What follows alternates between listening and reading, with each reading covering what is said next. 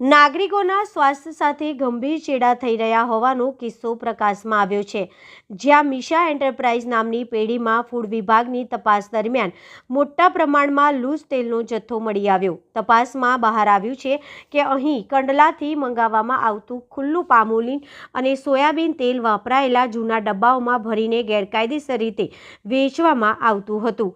આ તેલનો જથ્થો ખાસ કરીને ફરસાણ અને પાણીપુરીના વિક્રેતાઓને સપ્લાય કરવામાં આવતો હોવાથી લોકોના સ્વાસ્થ્ય પર મોટું જોખમ તોડાઈ રહ્યું છે.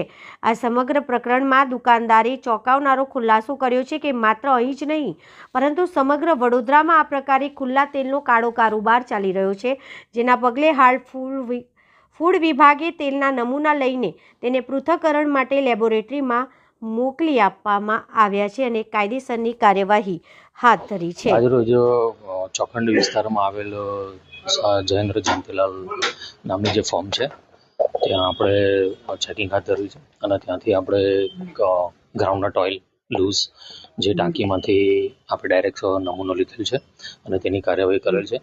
અને તેમને ત્યાં ઇન્સ્પેક્શન કરતાં આપણને તેઓને પૂછતા તેઓ જણાવ્યું કે તેમને જે રીપેકિંગ કરી અને જે બિઝનેસ કરવાનો છે તેઓ લોકોએ કાર્યવાહી કરી દીધેલ છે અને તેમના લેબલને પણ પ્રોવિઝન એમના તૈયારીમાં રાખ્યા છે. અને અત્રે જોતા તમામ નવા ડબ્બા જ હાલ જોવા મળેલ છે. તે કોઈ પણ જૂના ડબ્બામાં રિસાયકલિંગ કે એવું કંઈક હાલની પરિસ્થિતિ જોવા મળે નથી.